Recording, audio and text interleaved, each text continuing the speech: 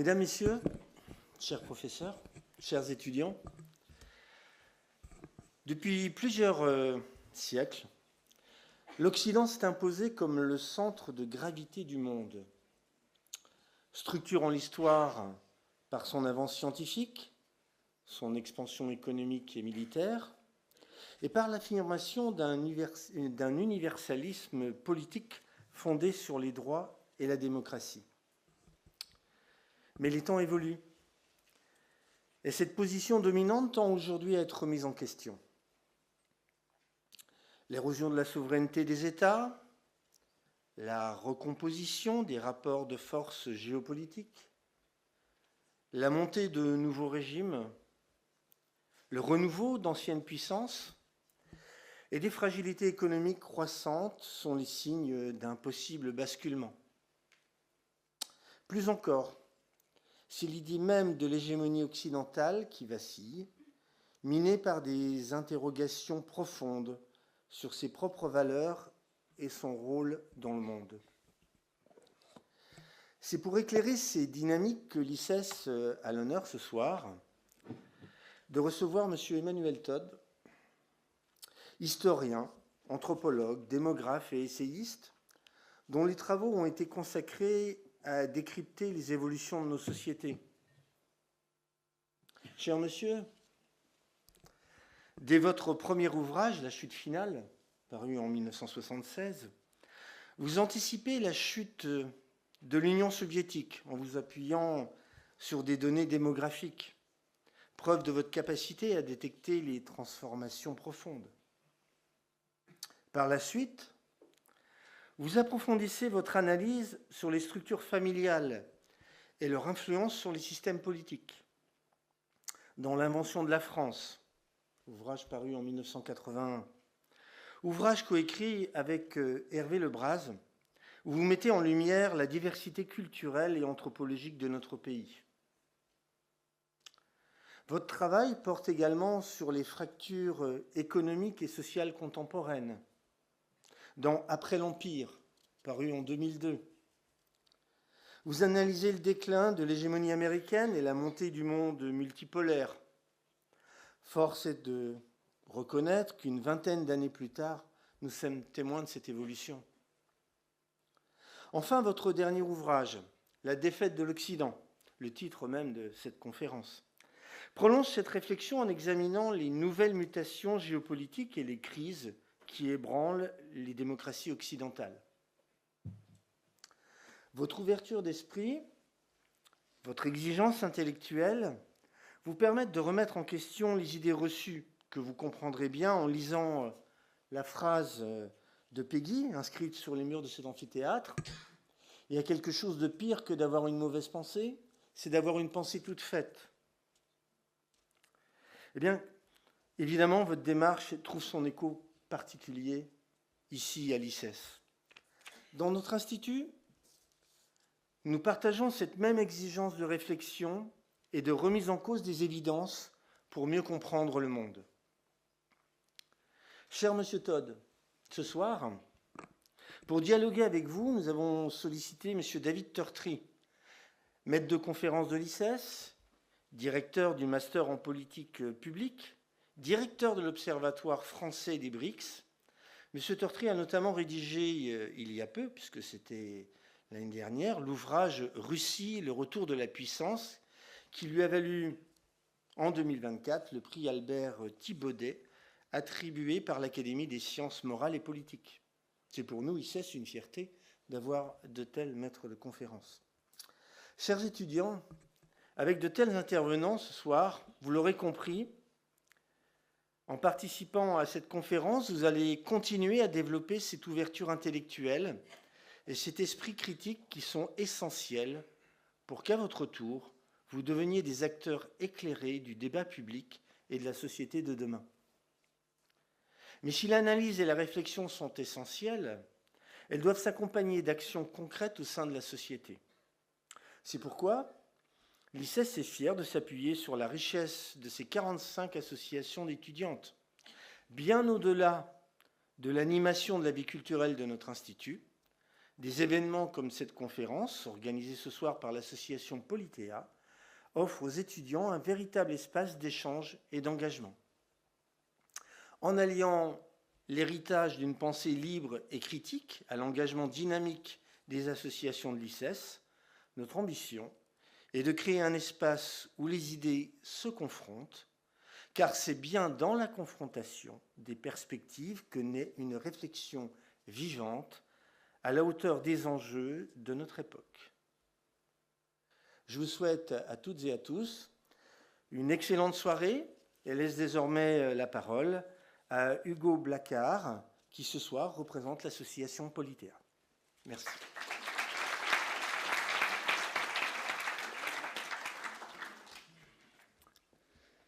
Mesdames, Messieurs, chers invités, au nom de l'association Politea, c'est un plaisir d'être devant vous ce soir pour cette avant-dernière soirée du mois des conférences, avant la dernière échéance le 3 avril prochain pour la nuit de la géopolitique. Ce soir, nous avons le privilège de recevoir Emmanuel Todd, qui a accepté de participer à un nouvel entretien avec David Tortry. Cette conférence s'inscrit dans la continuité du dernier échange qui avait eu lieu entre ces mêmes murs il y a maintenant 2 ans. Emmanuel Todd, vous vous êtes en effet rendu à l'ICES le 13 mars 2023 afin de débattre sur les ressorts de la guerre en Ukraine. Cette conférence avait été une franche réussite et vos regards sur le conflit avaient nourri bien des réflexions quant aux tenants et aboutissants du conflit. L'ICES a donc décidé de vous réinviter ce soir. Nous vous remercions d'avoir répondu favorablement à cette invitation, d'autant plus que le début d'année 2024 a été marqué par la sortie de votre ouvrage « La défaite de l'Occident ». Ce livre est une analyse géopolitique, sociologique, mais aussi anthropologique de la situation actuelle de l'Occident dans les relations internationales.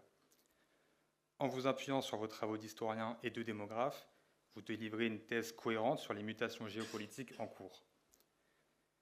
Dans le même temps, le livre de David Tortry, Russie, le retour de la puissance, auquel vous faites référence à plusieurs reprises dans La défaite de l'Occident, était réédité en poche dans un nouveau chapitre consacré donc à la guerre en Ukraine.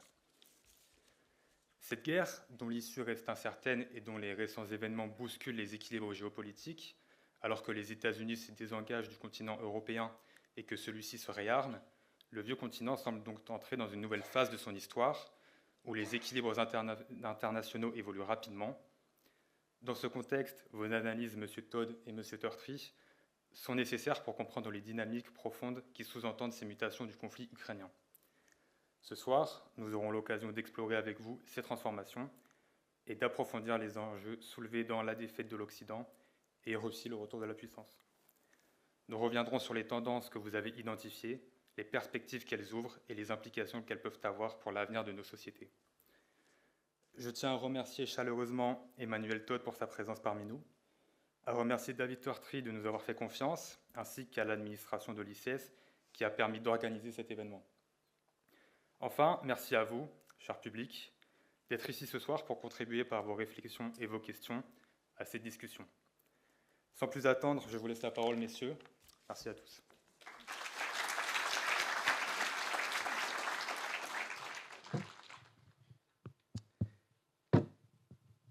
Merci, merci à vous et merci à l'ICES de nous donner la possibilité à Emmanuel Todd de nous faire part de ces réflexions un peu plus d'1 an, effectivement, après l'apparition de cet ouvrage, La défaite de l'Occident. Et je voudrais aussi remercier Politea à nouveau parce que c'est une association extrêmement active et qui nous donne de belles conférences sur le long cours, hein, puisque c'est un peu toute l'année que cette association permet ce genre de débat. Donc la défaite de l'Occident, on a d'ailleurs, le titre a été un peu complété. Hein, on parle de la défaite de l'Occident et après. Alors et après, la publication de cet ouvrage, 1 an après, qu'est-ce qu'on peut en dire? Qu'est-ce qui a été confirmer, qu'est-ce qui reste à confirmer, qu'est-ce qui éventuellement a évolué de manière un peu différente. Et puis, et après, parce qu'on voit bien, à l'heure actuelle, au vu du positionnement des États-Unis d'Amérique, qu'il y a un après l'Occident, en tout cas l'Occident tel qu'on le connaissait depuis, on va dire, depuis la fin de la Seconde Guerre mondiale, avec ces États-Unis d'Amérique qui sont à la fois la puissance dominante, mais celles aussi qui assurent la cohésion de cet Occident, ou de cet Occident collectif, comme diraient les Russes. Et donc, mon première, sinon question, du moins proposition de réflexion, c'est sur bien tout simplement le phénomène Trump, dont on parle beaucoup, à savoir, est-ce que, d'une part, ce qui est perçu comme une rupture brutale, à la fois par rapport à l'administration Biden, mais plus largement par rapport aux dernières décennies de la politique américaine, est-ce que c'est véritablement une rupture qui est amenée à durer, et dans quelle mesure c'est véritablement une rupture? Et avec cette interrogation aussi, en rapport avec la Russie, au moins directement, indirectement, il y a un aspect idéologique à cette rupture et géopolitique. Dans quelle mesure le rapprochement, ou en tout cas la volonté de conciliation de Trump avec la Russie a une dimension idéologique dont on parle beaucoup? Est-ce que c'est du pragmatisme en réalité, et notamment une volonté eh bien, de se sortir de ce conflit sans trop de casse pour la puissance américaine, on va dire? Et par ailleurs, est-ce que finalement un éventuel pragmatisme, d'ailleurs très revendiqué par Trump, et une idéologie, on va dire une sorte d'internationale conservatrice, sont compatibles? Oui, c'est toutes les questions, hein. C'est quand même assez vaste. Alors, je voudrais peut-être commencer par un point méthodologique. En fait, quand j'ai écrit La défaite de l'Occident, vous allez voir, ça n'est pas de l'arrogance, hein, le contraire. Ça me paraissait facile. C'est-à-dire, j'étais dans ma chaumière bretonne, et au moment où tout le monde se gargarisait sur les succès de l'offensive à venir des Ukrainiens, moi, j'écrivais que la défaite militaire de l'Occident était certaine. Ça ne me posait pas de problème. J'avais, d'une part, une analyse de ce que le cœur de mon livre était la décadence en profondeur du système industriel américain, incapable de produire des armes, trouvant ses racines profondes dans un déclin éducatif, ultimement dans l'effondrement du cadre moral religieux ou post-religieux des États-Unis. C'était pas difficile. En ce qui concerne la Russie, c'était pas difficile de voir qu'elle allait tenir et qu'elle était solide. D'une part parce que j'avais mes propres analyses sur le fond familial communautaire et ses traces en Russie, qui donnent une cohésion particulière à la Russie. J'avais mes indicateurs démographiques habituels, fétiches, taux de suicide, taux d'homicide, taux de mortalité infantile. Et puis, il faut le dire, j'avais le bouquin de David Tortrey. Donc, c'est pas que je l'ai un peu cité dans mon livre. Sans son bouquin, j'aurais pas pu écrire le mien. Il faut voir telles qu'elles sont. Vraiment, je suis très content de temps en temps de le rappeler, parce que c'est un fait. Mais ça m'amène à dire que de mon point de vue, le cas de la Russie n'était pas vraiment intéressant. Mais la défaite de l'Occident, pour moi, fastoche comme prédiction. Pour l'effondrement du système soviétique, j'avais dû attendre 15 ans quand même. Mais là, je suis arrivé au stade de la prédiction instantanée. Il y avait eu après l'Empire. Oui, après l'Empire, 20 ans, oui, c'est long. Mais maintenant, j'ai produit la version Nescafé de la prédiction instantanée. Voilà. Bon, ça, c'est pour me vanter, mais c'est plus le problème. Par contre, maintenant, alors dans cette phase, on avait tous ceux que j'appelle les crétins des plateaux télévisés qui déliraient. Ils ont eu un petit choc quand ils ont vu Trump apparaître avec Zelensky, mais ils continuent à délirer et à dire des choses très affirmatives sur le nouvel axe Washington-Moscou, sans prendre le temps. Moi, le premier truc que je tiens à faire maintenant, c'est de dire que vraiment, ce qui se passe n'est pas clair pour moi. C'est-à-dire il faut repasser en situation de doute méthodologique. Je dirais que autant prédire la défaite de l'Occident, c'était facile, vraiment, mais comprendre les formes de la défaite, ou je dirais les formes de ce que j'appellerais la dislocation de l'Occident, c'est très difficile. Et justement, la première question, c'est la première difficulté, c'est est-ce que l'histoire Trump, c'est du solide ou pas du solide? Est-ce que c'est un véritable revirement de la politique américaine, ou est-ce que, en fait, n'ayant pas obtenu ce qu'ils voulaient des Russes, on va repartir dans la guerre? On ne le sait pas. Et on ne peut procéder qu'en faisant des scénarios alternatifs et en essayant d'évaluer des choses. Donc je pense que la discussion qu'on peut avoir n'est, comment dire, ne peut être que spéculative.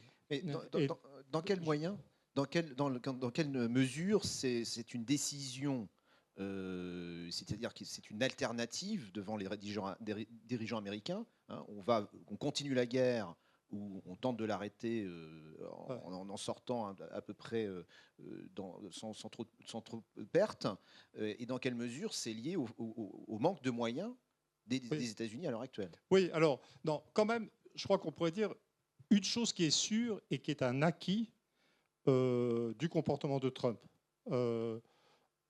Et c'est d'ailleurs, je crois que c'est au stade actuel, c'est presque ce qui fait le plus mal aux systèmes d'information ou d'interprétation occidentaux, c'est que Trump a commencé à traiter Poutine comme un être humain et les Russes comme des êtres humains doués de raison, ce qui est totalement en contradiction avec ce qu'on entend depuis 3 ans.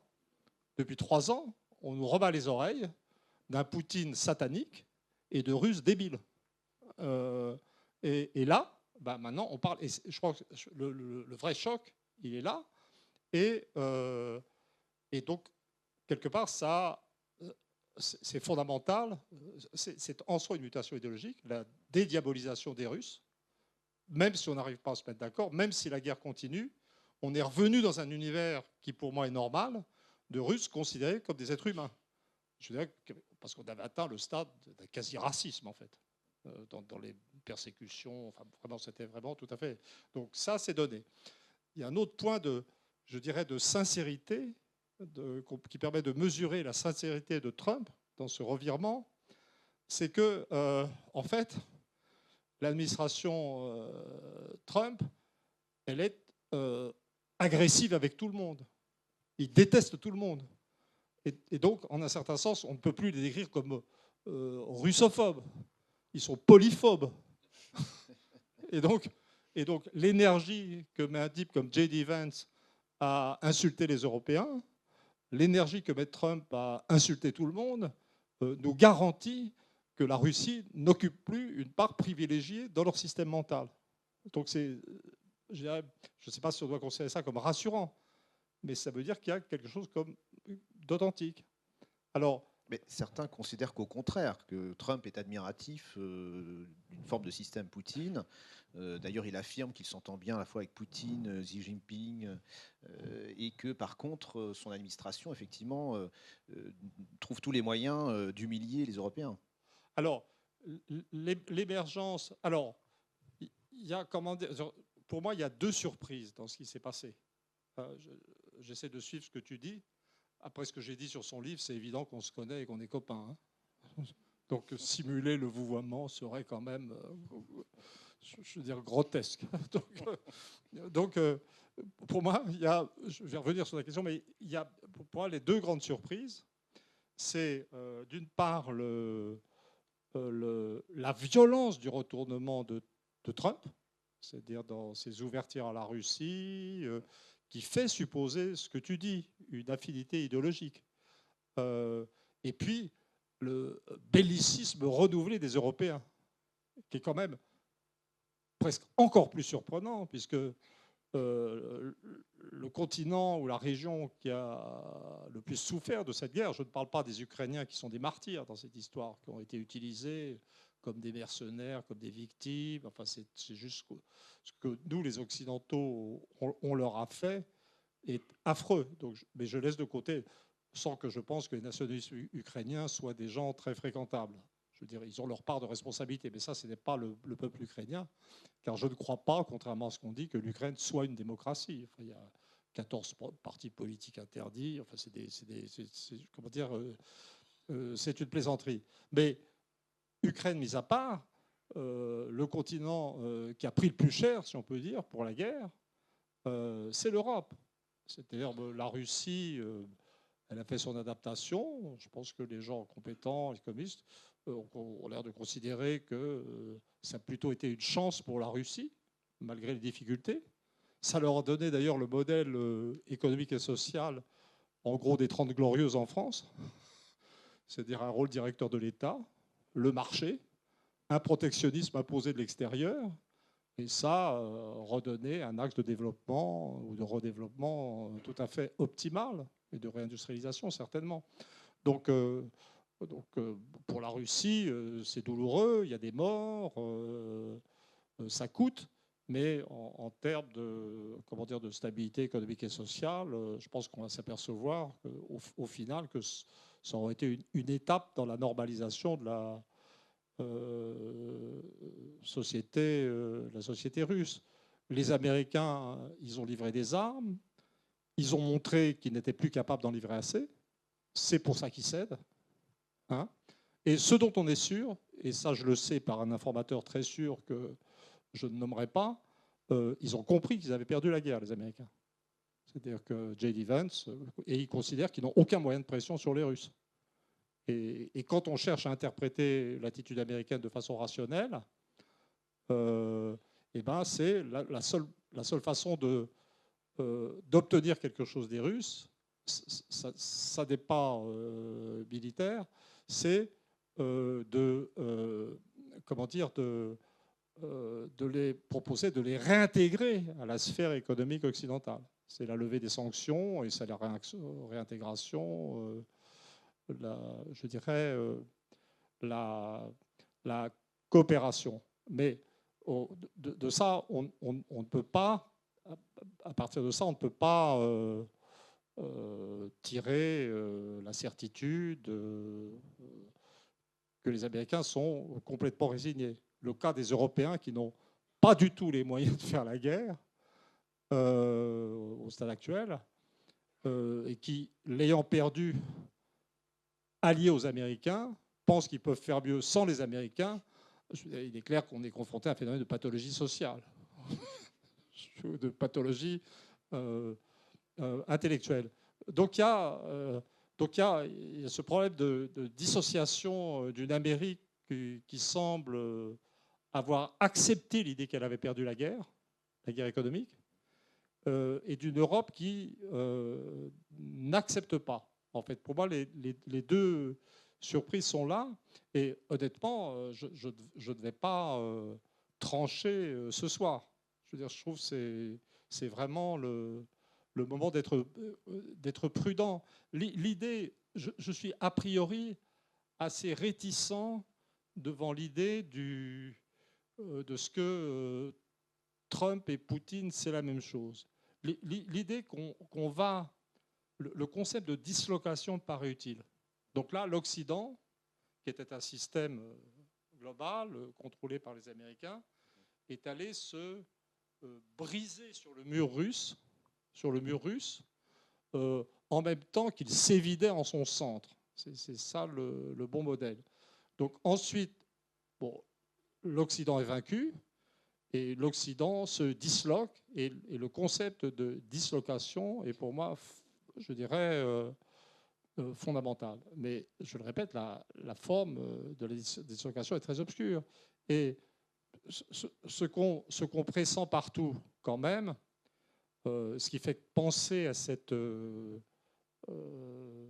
communauté de valeurs entre Trump et Poutine, c'est quelque chose qui est... Puis on peut aussi parler de la communauté de valeurs entre les Trumpiens ou les Trumpistes et les populismes d'Europe occidentale.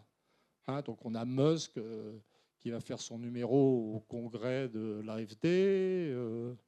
Il y a J.D. Vance qui va à Munich pour expliquer aux Européens qui ne savent plus ce que c'est que la démocratie et qui dénonce l'exclusion de certains candidats de Roumanie, critique tout à fait valable d'ailleurs, puisque l'Europe est quand même un continent qui est en train d'abandonner les principes de la démocratie libérale sans même s'en rendre compte.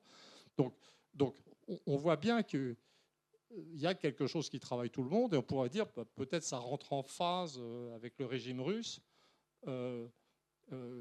qui, me semble-t-il, si on pensait en termes marxistes d'équilibre de classe, représenterait une sorte d'étatisme populiste.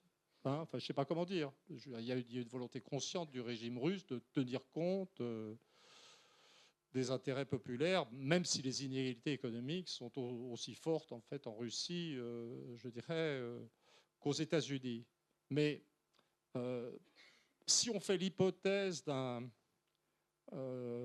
basculement universel dans un populisme recentré sur les nations, ce à quoi on arrive, c'est un modèle de fragmentation généralisée où chaque peuple redevient ce qu'il était et où il continue de ne pas se ressembler.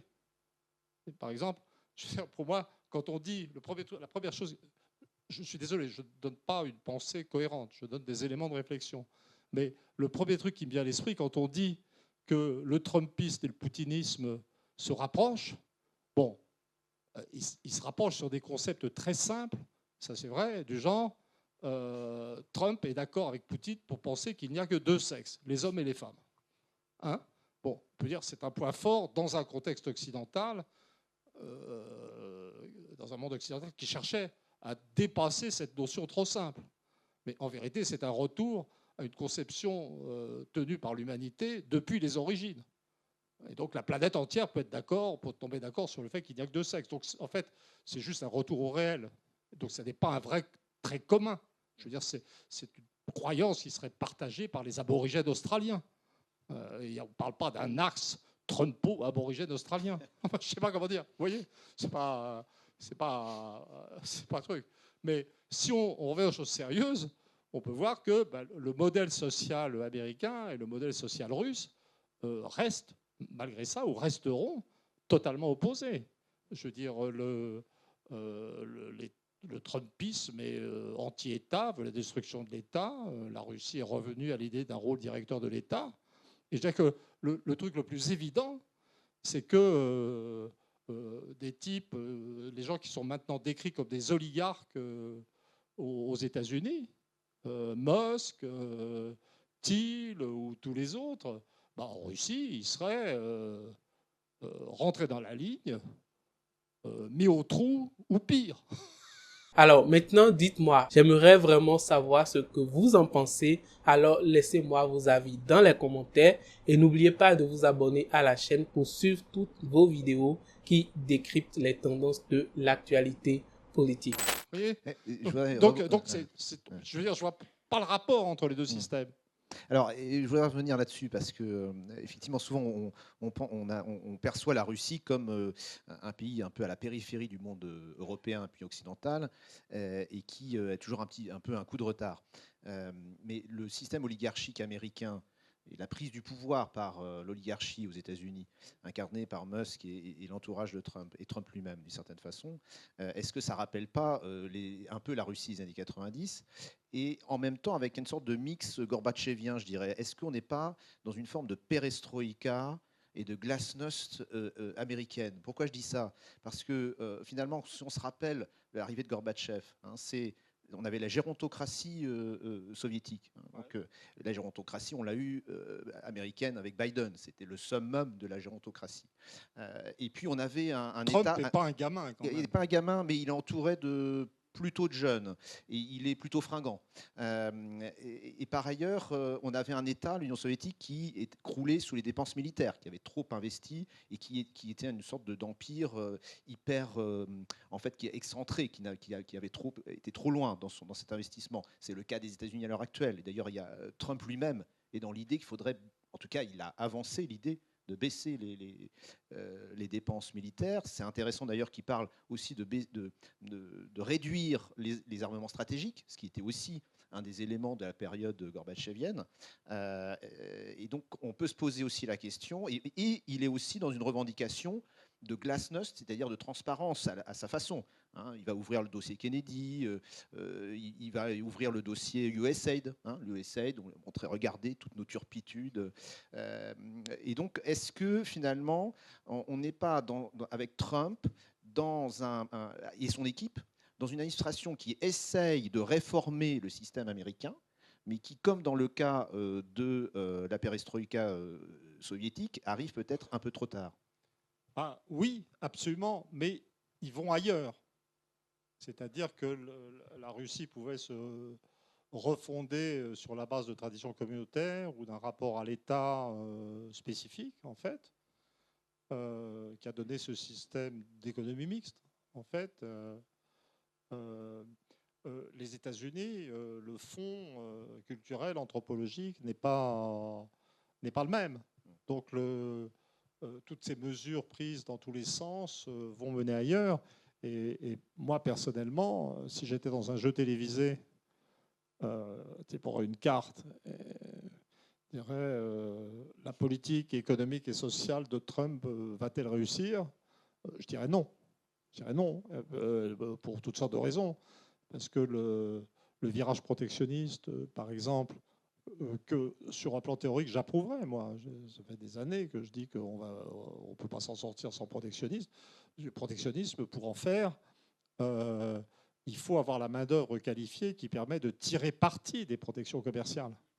Mais si vous arrivez à des niveaux si faibles de production d'ingénieurs et de techniciens et d'ouvriers qualifiés, vous n'avez pas aux États-Unis la main-d'œuvre qui permettrait de profiter des mesures protectionnistes. Donc si vous mettez des barrières tarifaires, vous allez obtenir des pénuries ou des hausses de prix ou rien. Hein. De même, la destruction de l'État. Alors il faut regarder, c'est compliqué hein, parce que les mesures de Trump, c'est des mélanges de choses de bon sens et de choses folles. Hein, par exemple, c'est vrai que dans les activités de USAID, il y avait beaucoup de soutien à des coups d'État extérieurs.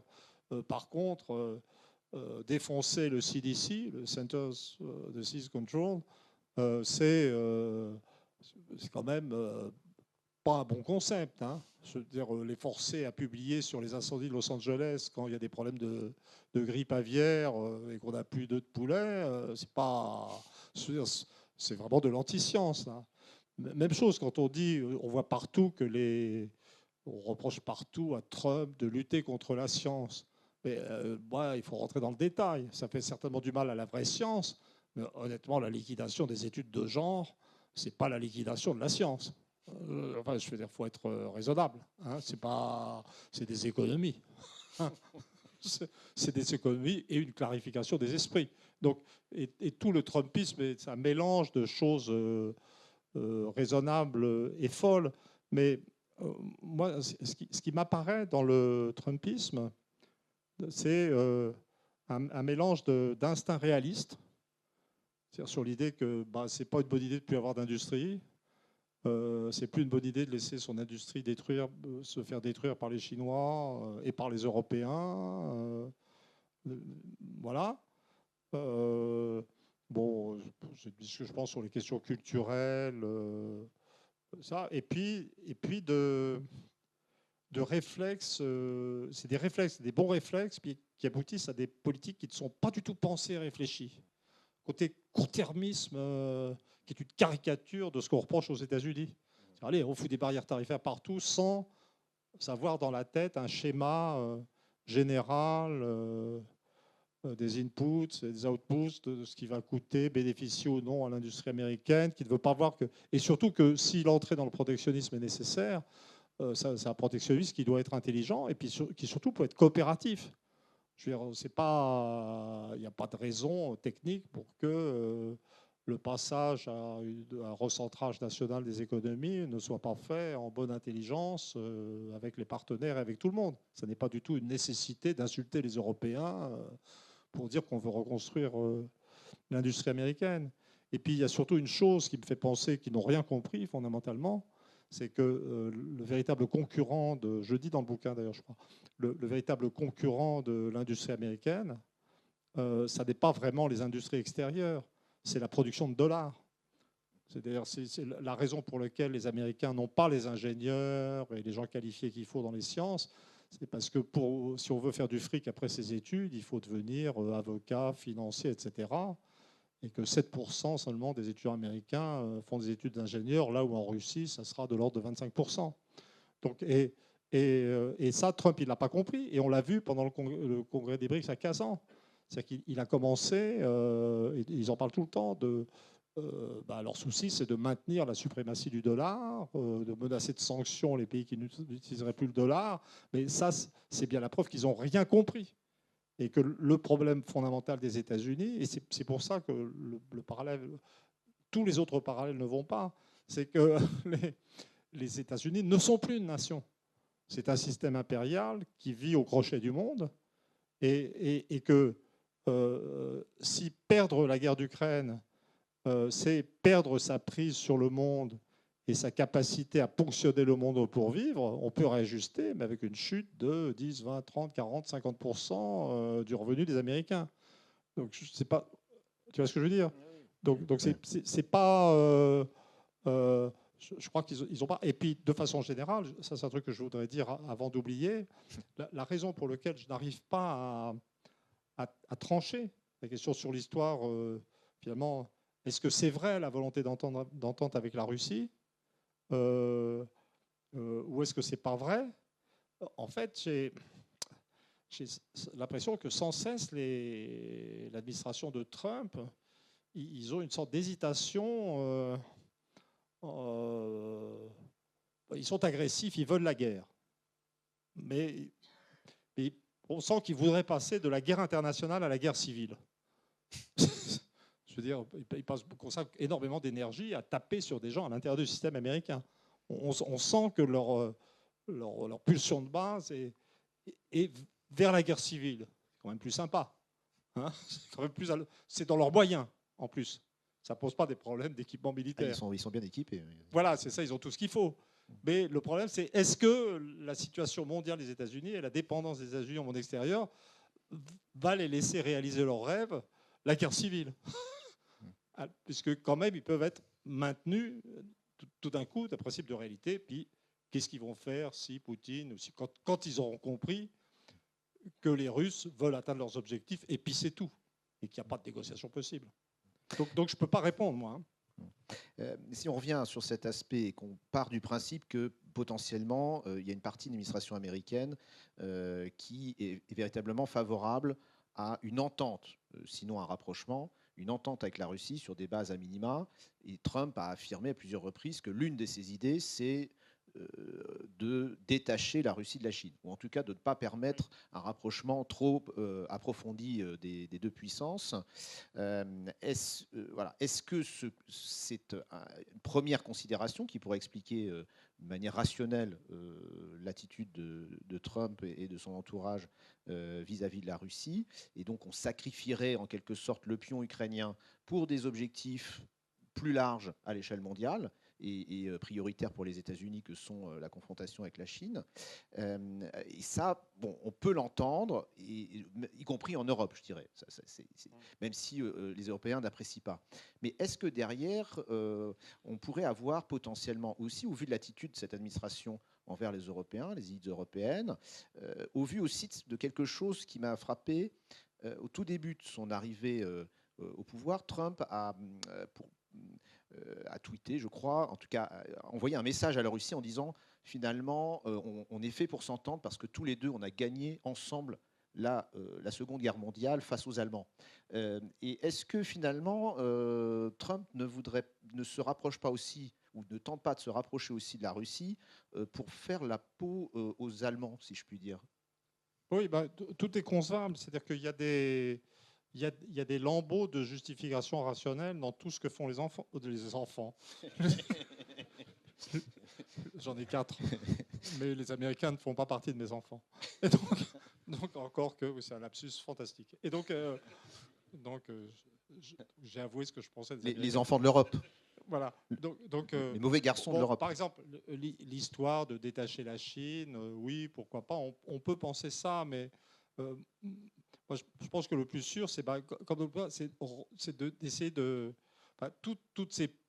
Et puis casser l'Allemagne, oui, c'était d'ailleurs l'un des buts de guerre du début, et c'est un problème qui reste là. Mais moi c'est toujours pareil. En fait, ça paraît bizarre parce que les seules choses qu'on peut analyser avec certitude, c'est les attitudes russes pour moi. Ce qui est paradoxal, puisque je connais très mal la Russie, je ne parle pas un mot de russe, et pas un mot, ça serait déjà beaucoup. Donc, et pourtant, pour moi, c'est simple. Donc, si je puis me permettre, je dirais, quel est le problème des Russes dans ces négociations de paix? Le problème des Russes, c'est que, bon, alors pour les Européens, les Russes ont intégré le fait qu'ils n'existaient plus en tant qu'agents autonomes. Ils les méprisent, et avec justesse. Je veux dire, le mépris que les Russes ont de nous me paraît totalement mérité. Hein, vraiment, voilà. Et donc, mais leur problème, s'ils veulent négocier avec les Américains, c'est que les Américains ne sont juste pas fiables. Les Américains, l'Amérique, c'est le pays qui, quand elle change de président, pense qu'elle peut changer de politique extérieure, déchirer un traité. Le traité sur le climat, hop, non, celui qui a fait le précédent, c'est pas bien, hop, déchiré. Le traité sur le nucléaire avec l'Iran, là c'était Trump, non, bon, Obama, non, ça vaut rien, on déchire. Donc en fait, on ne peut pas. En fait, ce qui rend la négociation difficile, c'est que les Américains ont en quelque sorte un principe de non-fiabilité dans la politique. Et je dirais qu'à la limite, probablement, ce que fait Trump doit apparaître sympa au Kremlin, mais dans la durée, ça aggrave plutôt la méfiance. Puisque quand même, le comportement de Trump, avant, on changeait de politique de président à président. Mais là, on a l'impression qu'on pourrait changer à l'intérieur de Trump président en termes d'orientation. Donc en fait, là, pour les Russes, c'est comment arriver à bout de cette guerre avec quelque chose qui remplisse les objectifs de sécurité. Et que faire? Alors, moi j'ai ma réponse personnelle sur ces questions, dont on avait parlé au bistrot tout à l'heure. Je crois, je veux dire, oui, nous sommes des Français, donc nous sommes maîtres du monde au bistrot. Il n'y a pas de problème. Et en fait, la chose fondamentale qu'on a constatée pendant cette guerre, où les Russes sont allés au-delà du Donbass et vont sans doute, d'une façon ou d'une autre, aller jusqu'au Dniepr, c'est que la flotte russe de mer Noire à Sébastopol était en insécurité tant que Odessa et son oblast étaient ukrainiens. Ça aurait été la contribution, ou l'une des contributions des Britanniques à rendre la paix plus difficile, c'est collaborer avec les Ukrainiens dans la fabrication de drones navals pour taper sur Sébastopol, etc. Donc en fait, si les Russes veulent une paix durable, tranquille, être en sécurité, sachant que les traités ne valent rien, ils doivent contrôler Odessa. Et donc en principe, la guerre, de mon point de vue, logiquement, à moins que la Russie soit fatiguée pour des raisons qui m'échappent complètement, et ça serait tout à fait normal que plein de trucs m'échappent. Ben voilà. Donc, moi, je peux donner un indicateur de la sincérité de Trump. Si Trump veut vraiment la paix, il donnera sans combattre Odessa aux Russes. Et si Trump arrive en disant, Odessa a été fondée par les Russes, Catherine II, non, c'est ça? Oui, que Odessa revienne. Moi, je suis Trump tout puissant. Je donne Odessa aux Russes en même temps que je transforme Gaza en station balnéaire. Hein? Voilà. On pourrait parler de l'activité côtière et balnéaire de Trump dans ce cas-là. Et dans ce cas, ça me fait mal au cœur de faire des plaisanteries sur des sujets comme ça. Je vous prie de m'excuser quand même. Et donc, on se laisse entraîner, c'est pas bien. Et donc là, on aura un signe. Donc si Trump disait, Odessa, etc., là, je sais, on aura la paix. Mais on est très loin de ça. On est très loin de ça. On est très loin de ça. Et Vladimir Poutine récemment disait que les sanctions seraient peut-être levées partiellement par les Occidentaux devant les entrepreneurs russes. Mais il disait, vous savez, ils trouveront d'autres moyens de nous sanctionner ou de nous empêcher dans notre développement. Donc ne croyez pas que tout va aller bien dans les prochaines années. Donc ce que tu dis sur la méfiance des élites russes vis-à-vis de Trump et des élites américaines, elle est tout à fait confirmée. Ils ne se font aucune illusion sur cet aspect-là. Mais dans l'autre sens, peut-être qu'ils comptent justement sur cette versalité américaine, hein, puisque quand on voit l'Afghanistan et d'autres dossiers, ils sont aussi capables de retirer leurs pions du jour au lendemain. Et c'est peut-être là-dessus, et a priori, c'est ça que joue Poutine.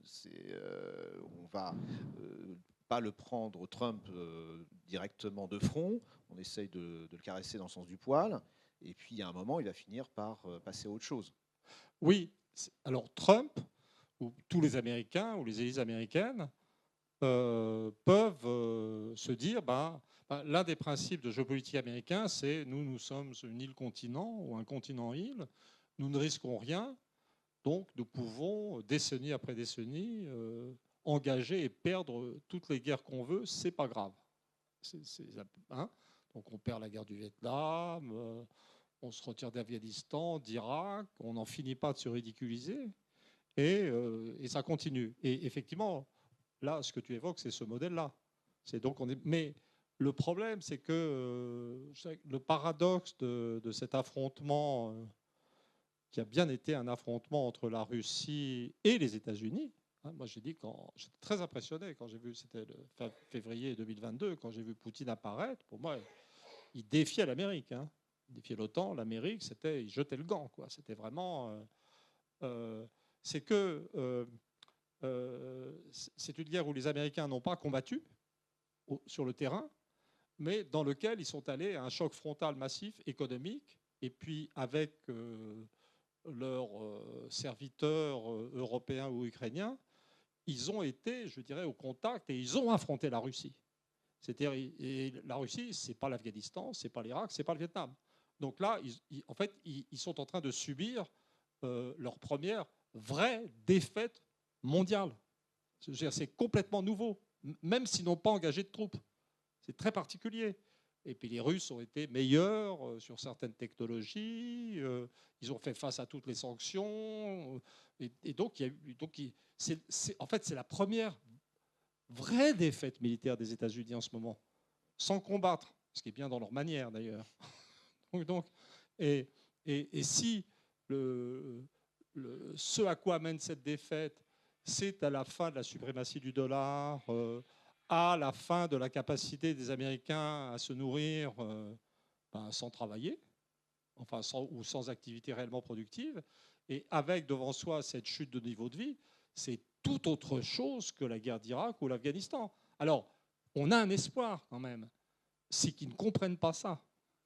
Parce que l'un des éléments structurels aussi de la situation, c'est le très petit niveau intellectuel des géopoliticiens américains. Les Européens, n'en parlons même pas. Le niveau intellectuel des Russes, corrige-moi si je me trompe, est quand même très supérieur. Et moi, quand je lis les textes en français ou en anglais, plus souvent, quand je lis les textes russes, on sent une douleur de devoir négocier avec des imbéciles. Je veux dire, on sent... Ça va avec le principe de non-fiabilité. Parce que quand même, les gens intelligents sont plus fiables. Donc, le niveau de conscience, de perception... Donc, par exemple, il y a certainement des Américains qui pensent oui, on va faire des resets aux Russes, et puis ils vont se détacher des Chinois, parce que l'intérêt... Oui, c'est vrai. On peut penser que la Chine, la Russie, etc. Mais en fait, c'est une preuve d'inintelligence absolue, avec cette marque spéciale de l'inintelligence, qui est de prendre l'adversaire pour un débile, de prendre les Russes pour des cons. Une bonne part de la stratégie occidentale est fondée sur l'idée que les Russes sont des débiles, alors que c'est juste l'inverse, c'est eux les débiles. Mais le principe de la politique extérieure russe, c'est le contraire de la politique extérieure américaine, c'est le principe de fiabilité. Quand on entre en alliance avec la Russie, c'est le contrat de confiance d'Arty, à l'époque où le contrat de confiance d'Arty était fiable. Donc, évidemment que les Russes qui ont gagné la guerre, appuyés sur les Chinois, avec la complaisance des Indiens et avec un pacte stratégique avec l'Iran, évidemment qu'ils ne vont pas foutre en l'air ce système d'alliance qui les a mis en sécurité. Donc il y a des phénomènes de rigidité structurelle très forts. Alors, je voudrais revenir sur l'attitude des Européens, et notamment une forme de bellicisme des élites européennes, et en prenant un exemple très récent, puisque la Commission européenne souhaitait un financement de l'effort de guerre ukrainien en 2025 à hauteur de 40 milliards d'euros. Donc c'était ce qui a été annoncé là, ces jours derniers. Et puis, on a eu les négociations avec les États membres, parce que c'est quand même finalement dans nos poches qu'il faut aller chercher ces 40 milliards. Et le chiffre qui vient de tomber, enfin, qui est tombé aujourd'hui, on est arrivé à 5 milliards. Alors donc déjà, il y a les ambitions étaient ramenées à la portion congrue. Et ce qui est intéressant, c'est que dans les couloirs de la Commission, il a été dit, vous savez, il y a des États qui ne sont pas très partants parce qu'ils ne se sentent pas tellement concernés par ce conflit. Et les États, il y a eu 4 États qui ont été cités. Alors on s'attendait à la Hongrie, la Slovaquie. Eh bien non, c'était l'Espagne, l'Italie, la France, et le 4e, je ne l'ai plus en tête, et le Portugal. Donc, voilà, une sorte de ligue latine.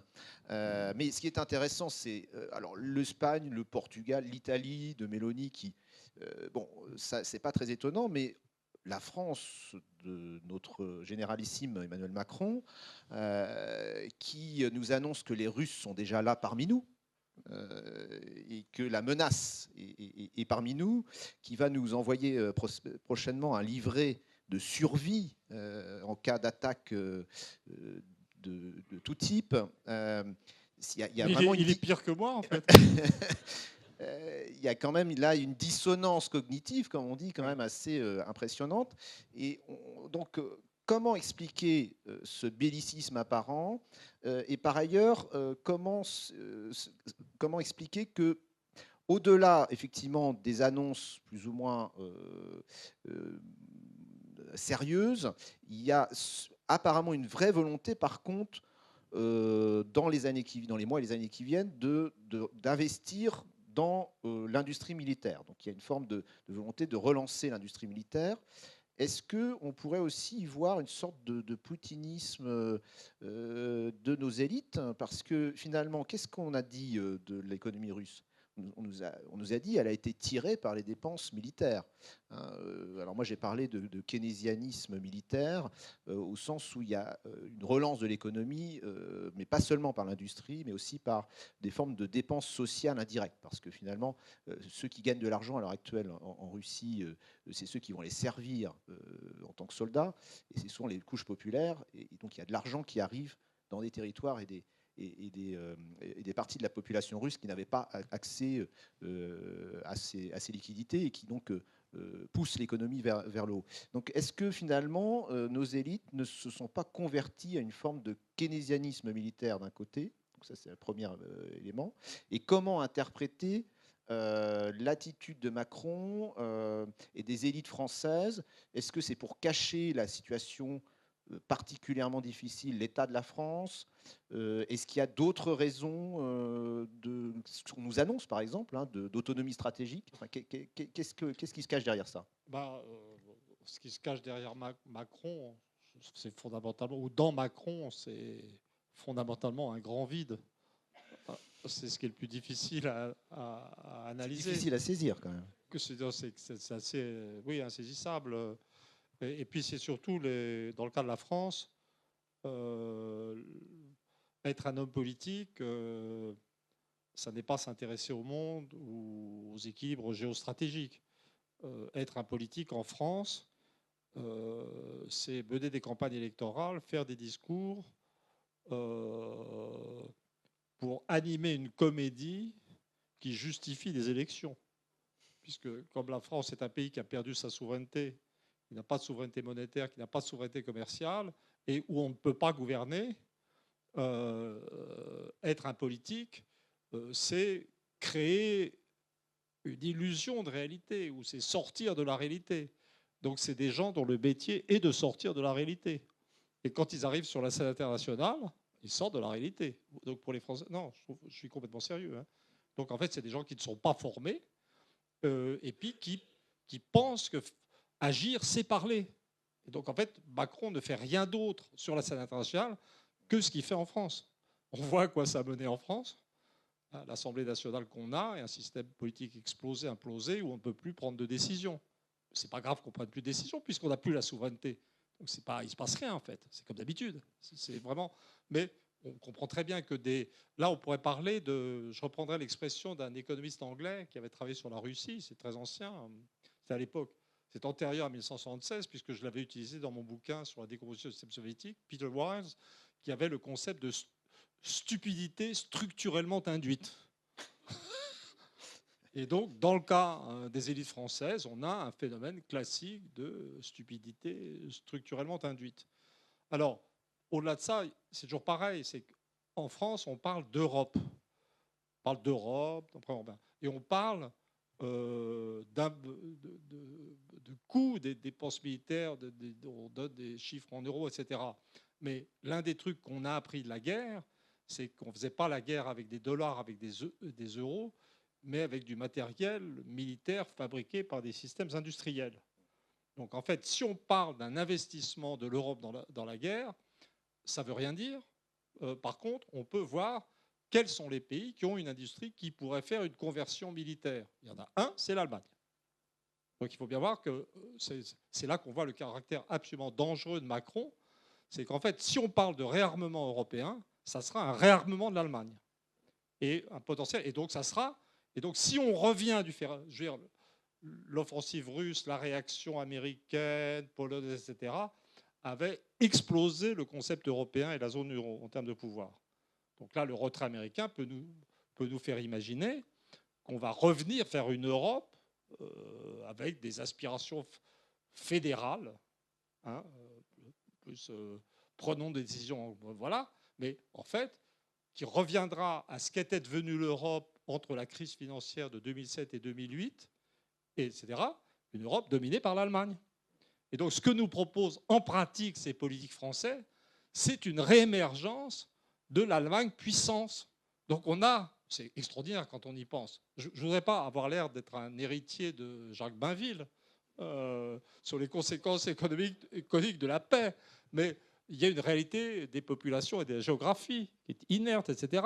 Et personnellement, quelle que soit ma bienveillance traditionnelle à l'égard de l'Allemagne, très connue, est-ce que vraiment, donc on a là le président Macron qui nous parle d'une menace existentielle russe, etc., et dont le projet va amener à l'existence d'une Allemagne surarmée à notre frontière. Et surtout, il s'agite aussi sur l'arme nucléaire. Et je vois que John Mearsheimer, dans une interview au Spiegel, version internationale, qu'on peut trouver en anglais, le type, le premier qui avait osé, bien avant tout le monde, à dire que les Russes n'allaient pas se laisser faire et que chaque difficulté dans la guerre les ferait hausser la mise et qui gagnerait à la fin. Donc Mearsheimer, nous, on peut se vanter d'avoir été lucide, mais à côté de Mearsheimer, qui est parti en tête en premier, petit jeu. Hein. je veux dire, moi, Mearsheimer, je le cite aussi au début du livre, comme ça. Et le premier, il dit, tous ces débats sur l'arme nucléaire pour les Européens, je veux dire, les gens doivent se poser la question d'un éventuel réarmement nucléaire d'armement nucléaire de l'Allemagne. Donc ça, pourquoi pas? Pourquoi pas? L'arme nucléaire, c'est la paix, comme chacun sait. Si tout le monde l'a. Hein, et des peuples calmes, civilisés, comme sont tous les Européens, nous le savons. Mais ce qui est extraordinaire, c'est que personne, apparemment, à ma connaissance, n'ait réfléchi aux implications de ces histoires de réarmement. Et que les gens s'obstinent à penser une sorte de réarmement abstrait qui serait des imputations sur des lignes budgétaires de billets de valeur monétaire et qui ne s'incarnerait pas dans des déplacements de puissance supplémentaires entre nations européennes. Oui, je suis tout à fait d'accord. J'étais arrivé à des réflexions similaires. Et ce qui est intéressant, c'est que les Européens, les Français, les Européens ont tellement intégré l'idée que la construction européenne nous aurait en fait nous projeté dans la fin de l'histoire de Fukuyama, que l'idée d'une nouvelle compétition, voire confrontation des puissances européennes entre elles, est complètement sortie du champ. Et ça, c'est extrêmement dangereux parce que l'histoire continue. Et il n'y a absolument dit nulle part que demain ou après-demain, il n'y ait pas des réémergences de conflits en Europe. Et les armes qui sont aujourd'hui produites, soi-disant pour faire face à la Russie, pourraient être utilisées demain pour d'autres visées. Et d'ailleurs, j'en prends l'exemple soviétique. L'Union soviétique s'était surarmée de tous les côtés. Et à quoi ont servi les armes soviétiques, in fine, qui étaient tournées contre nous? Elles ont servi un conflit entre les Arméniens et les Azéris, ex-soviétiques, et désormais entre les Russes et les Ukrainiens.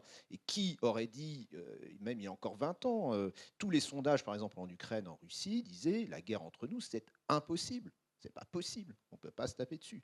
Donc l'idée qu'on se réarme contre la Russie aujourd'hui, qu'il est une évidence que on n'aura pas de confrontation européenne parce qu'on a fait la paix depuis 70 ans, effectivement, je pense qu'elle est très dangereuse. Et que, en ce sens, les débats sur l'arme nucléaire, est-ce qu'on la partage, est-ce qu'on la positionne, etc., ils le sont aussi. D'ailleurs, ça a été critiqué, y compris à l'échelle internationale, puisque c'est une forme au moins théorique de prolifération. Enfin, il y a derrière une potentielle prolifération. Hein. Les Polonais ont quand même dit, si les Français basent des armes nucléaires chez nous, on veut pouvoir appuyer sur le bouton nous-mêmes. Donc ça va quand même très très loin, alors que la France aurait nettement plus intérêt à proposer plutôt une zone dénucléarisée au centre de l'Europe. Un concept qui existe tout à fait. Par exemple, en Asie centrale, aux frontières de la Russie, les républiques d'Asie centrale ont signé un traité qui implique qu'il n'y a pas d'armes nucléaires en Asie centrale, aux frontières de la Russie. Donc on pourrait tout à fait avoir un traité en Europe centrale au sens large qui exclut les armes nucléaires. Or là, on est parti dans l'autre sens, en disant il faut les partager, les mettre partout pour faire face à la menace russe. Et le risque, c'est ce que tu évoques, c'est que certains, les Allemands, pourquoi pas demain les Polonais, se dotent ou souhaitent se doter d'armes nucléaires en dehors du fait qu'au-delà de l'arme nucléaire, on risque d'assister à un réarmement de l'Allemagne, y compris parce qu'elle en a les moyens, et que nous n'avons pas les moyens. L'Allemagne, elle a 60 et quelques pourcents de dette sur son PIB.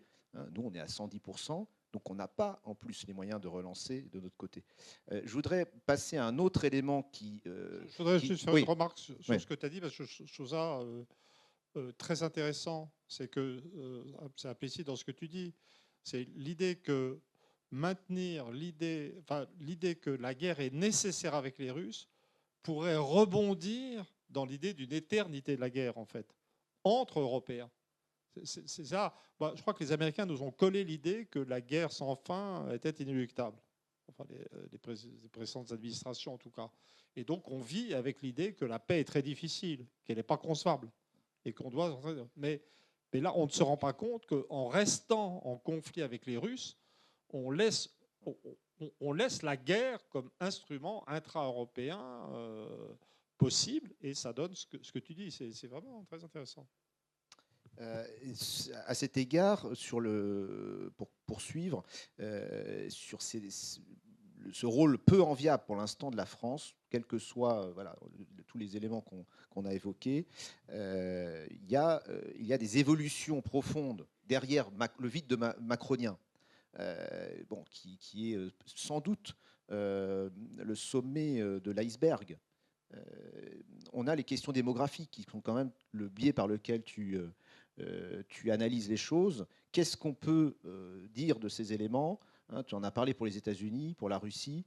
Où se trouve la France dans cette perspective? Oui, là j'ai fait un truc très intéressant pour mes copains de Fréquence Populaire sur la France. Je trouvais que c'était marrant de faire en décalé, alors que tout le monde s'agite sur la politique internationale, de dire qu'est-ce qui se passe en France. Et donc je fais le tableau d'une France au bord de la faillite, mais ce qui m'avait alerté, c'est moi l'évolution du taux de mortalité infantile français. J'ose pas dire que c'est mon indicateur fétiche, mais c'est quand même ce que c'est. C'est-à-dire, je dois toute ma carrière à une utilisation correcte de la mortalité infantile. Rappelle-nous un Oui, peu. oui. Non, mais j'aime pas faire le prophète de l'effondrement du système soviétique. Maintenant, on me reproche de le dire tout le temps, mais je l'ai quand même fait. Hein. Enfin bon, quand même. Enfin, les courses, des courses handicap où on ne doit pas rappeler ce qu'on a fait de correct dans l'existence. Bon, je trouve ça un peu dur. Mais en fait, j'avais, moi, ce qui m'avait permis de prédire l'effondrement du système soviétique, c'était deux choses. Un voyage en Hongrie, où j'avais vu que le communisme était mort dans la tête des jeunes de mon milieu, etc. Et puis j'étais rentré en France et j'avais farfouillé la bibliothèque de l'INED, Institut national des études démographiques, et j'étais tombé sur l'évolution du taux de mortalité infantile soviétique en général, et puis russe et ukrainien, et sans doute biélorusse en particulier. Et j'avais vu, alors qu'il bossait partout, une remontée entre 1970 et 1974, et puis ensuite un arrêt de publication, quelque chose comme ça. Et je me dis, la mortalité infantile, c'est la mort des plus fragiles dans une société. Mais la mortalité infantile, elle baissait à l'époque de Staline, hein, quand même, pour dire le niveau de sensibilité de l'indicateur. Et donc, j'avais l'impression d'avoir découvert la bombe atomique. Et j'avais une certitude. J'étais très fier. J'avais été interviewé par des gens sans doute de la CIA, déguisés en journalistes de la sélection du Reader's Digest, qui m'avait dit, et à partir de ça, qu'est-ce que vous avez comme source? Je dis pas beaucoup, hein. Moi je parle pas russe, je suis jamais allé en Russie, mais quand même la mortalité infantile, c'est pas. Et après la CIA a lancé des études sur la mortalité russe, hein, Feshbach. Puis il y a des traces, c'est évoqué dans un roman sur la CIA, enfin ça va atteint le cœur de la CIA. Donc c'est du sérieux quand même, hein, voilà. Et puis ça a marché surtout. Et puis ce que j'ai utilisé pour voir que la Russie était solide et que les États-Unis pas si solides que ça, c'est que, enfin si en 2023 le taux de mortalité infantile américain est remonté, hein, quand même un peu. Mais jusque-là, il baissait juste plus lentement qu'ailleurs, au point que le taux de mortalité infantile russe était passé sous le taux de mortalité infantile américain, à 4,9 ou un truc comme ça. Donc c'est préoccupant. Mais en France, on est tombé 3,5 et puis phase d'hésitation. Là, les 4 dernières années, il est remonté à 4,1. Et nous avons découvert sous la statue de Napoléon, à la Roche-Guyon, là-bas, farfouillant, etc., que sous réserve de vérification, il n'est pas impossible, c'est un, comment on appelle ça quand on découvre un truc, c'est une découverte du soir, il n'est pas impossible qu'à l'heure où je vous parle, le taux de mortalité infantile russe soit passé au-dessous du taux français. C'est dire l'état de la France, en fait. C'est quand même de peu, mais au-dessous. Et donc, à partir de ça, je sais donc... Et la vérité, c'est que les symptômes de désagrégation de la société française sont très avancés. Ce n'est pas forcément ce qu'on croit. Bon, il y a les désindustrialisations.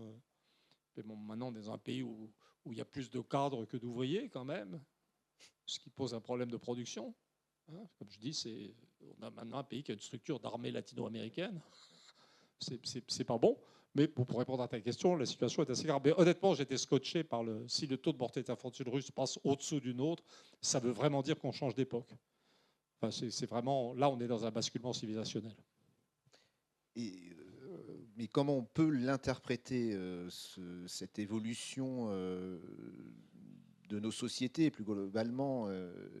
Est-ce que c'est une américanisation de la société française, du système français, qui est pourtant souvent présenté comme l'antipode même Non, on n'est pas la même chose, mais si le monde de Trump, ou le post-trumpien, ou post-guerre, etc., ça va être un monde où on va plus pouvoir se... Il y a des tendances générales dans toutes les sociétés. Donc, par exemple, l'une des tendances communes à toutes les sociétés, c'est la nouvelle stratification éducative. C'est le fait que le caractère démocratique était assuré par l'alphabétisation universelle, a été remplacé par une société stratifiée où une proportion très importante des gens font des études supérieures. Donc, en France, actuellement, maintenant, Bac+2 et au-delà, c'est un tout petit peu d'études supérieures ou beaucoup, c'est maintenant 50% des 25-29 ans. Hein, donc, mais évidemment, il y a tous les autres, donc ça produit, et c'est partout pareil. C'est la même chose en Russie d'ailleurs, en fait. Donc c'est un truc qui est commun, tout le monde ne fait pas d'études supérieures. Et donc ça donne des sociétés où c'est pas simplement que les gens qui ont fait des études supérieures se pensent supérieurs, c'est qu'ils peuvent vivre entre eux. Ils peuvent se suffire à eux-mêmes et développer des cultures séparées. Et là est l'origine de l'élitisme. Et en réaction à l'élitisme, on a le populisme. Et on a cette fragmentation qui existe partout, avec partout maintenant des baisses de niveau de vie qui assurent une montée des partis populistes. Ça existe partout d'une certaine manière. C'est une tendance générale. Mais la remontée des populismes, c'est la remontée des peuples. Et les peuples sont tous différents. Donc le monde d'après est un monde où il y aura des Français, des Allemands, autant ou plus que d'habitude. Et donc la France est la France. Et par exemple, l'évolution de la mortalité infantile française est spécifique. Maintenant, on est vraiment plus mauvais que tout le monde en Europe.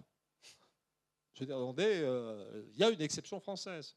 Il y avait une exception démographique française positive par une fécondité élevée, qui était liée au statut des femmes, à l'état social, et au fait que les gens des classes moyennes n'avaient pas à payer les études secondaires et supérieures de leurs enfants. C'était l'état social des classes moyennes.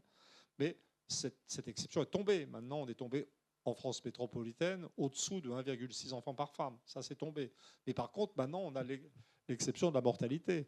Et ce truc plus extraordinaire que j'ai utilisé pour cette émission, c'est que je pensais que la France était... Moi, je vivais un peu avec l'idée que je suis pas dans un mea culpa, mais dans une prise de conscience. Donc je percevais la France à l'intérieur du système occidental néolibéral comme un pays qui gardait un certain équilibre, en fait, qui gardait justement un état social. Ce qui est vrai en un certain sens. Je n'ai pas dit que c'était complètement faux. On n'a pas le sentiment de pulvérisation, d'atomisation sociale, de fragmentation comme en Angleterre. Cela dit, la mortalité infantile du Royaume-Uni n'est que de 3,9, hein, pas de 4,1. Mais donc j'avais l'idée de un peu, il me restait un côté, bon, le néolibéralisme, c'est pas sympa, ça détruit tout, mais douce France quand même. On a toujours les gens les plus gentils et les plus beaux paysages. Hein, enfin, tu vois ce que je veux dire. Et là, je suis dans une prise de conscience. Et alors, la mortalité infantile, ça n'est que le début de l'histoire. Donc, quand on lit le rapport sur la situation démographique de la France en 2024, on trouve un truc tout à fait étonnant. C'est que pour la mortalité aux âges jeunes, vous allez voir, je suis généreux puisque ça va jusqu'à 65 ans. Donc ça comprend à peu près tout le monde dans la salle, sauf moi sans doute. Eh ben, on est vraiment pas bon en Europe. Mais là où on est très mal classé en fait, et avec des mortalités qui ne sont pas élevées en tant que mortalité, puisque c'est des tranches d'âge où on ne meurt pas trop. Mais là où la France surperforme, c'est après 65 ans. Et alors là, on est top de longévité. Sur l'espérance de vie à 65 ans, c'est vraiment bien en France. Et donc on arrive à cette idée que les déséquilibres, les problèmes d'avantages économiques aux personnes âgées ou retraitées sont en France c'est beaucoup plus élevé qu'ailleurs. Et pour moi, c'était une révélation parce que je parle souvent ou beaucoup de gens parlent souvent de sociétés gérontocratiques. Partout, le nombre des retraités dont je suis augmente. Une partie de plus importante des ressources sociales partent vers les vieux plutôt que vers les jeunes. Homo sapiens ne peut pas vivre comme ça. On ne peut pas transmettre aux vieux. Une société qui transmet aux vieux est une société qui n'a pas beaucoup d'avenir. Ou plutôt un avenir qu'on connaît très vite, en fait. Mais je pensais, comme la population française, avec la forte fécondité antérieure, était moins vieille qu'ailleurs, maintenant, ça commence à augmenter assez vite, mais il y a une époque où on restait à 40 ans d'âge médian, à une époque où les Allemands devaient déjà être à 45, comme ça. Et je pensais que les sociétés les plus gérontocratiques, c'était les plus âgés. Les Allemands, les Italiens, les Japonais. Ben non, en fait, c'est la France. On est quand même un peu moins âgés. Il y a un paradoxe, hein. Donc les avantages relatifs à la vieillesse, c'est la France qui est top niveau. C'est la France, la société la plus gérontocratique du monde occidental. Il faut réfléchir là-dessus. Et alors que nous pensons plus équilibré, en fait, on s'avance dans une situation où la France apparaît comme un pays extrémiste. Hein? Enfin, on reste celui où il y a le moins d'obésité quand même. Mais peut-être c'est parce que les gens âgés se surveillent, ont le temps de faire de la gymnastique. Je ne sais pas. Il faut réfléchir à tout. Enfin, je suis un peu en état de choc à partir de ces paramètres démographiques. Parce que autant on peut se raconter des histoires avec des paramètres économiques, prenez un indice des prix bidon, enfin, vous racontez n'importe quoi, mais quand même, les paramètres démographiques, on ne peut pas mentir. Hein. Ça va plus profond et puis c'est pas falsifiable. Tout ce qui naît doit mourir. Ça crée un principe de cohérence interne qui rend un truc assez fiable. Est-ce que et donc ouais. Pour répondre, l'agitation de nos élites, de Macron, etc., c'est une façon de fuir cette réalité qu'ils sont censés gérer et qu'ils ne peuvent pas gérer parce que la France n'a pas de souveraineté. Donc on débat des retraites dans des termes ingérables. Parce que le problème, ce n'est pas de décider à quel âge on va partir à la retraite plus tard, de problèmes d'affectation, de lignes budgétaires. Le problème, c'est de savoir si on va encore produire quelque chose pour, je dirais, abonder ces retraites en termes réels. Ben, je crois qu'il nous reste à remercier Emmanuel Todd pour ce débat. Merci à toi. Et pour ce débat très riche et ces réflexions très stimulantes. Et encore bravo.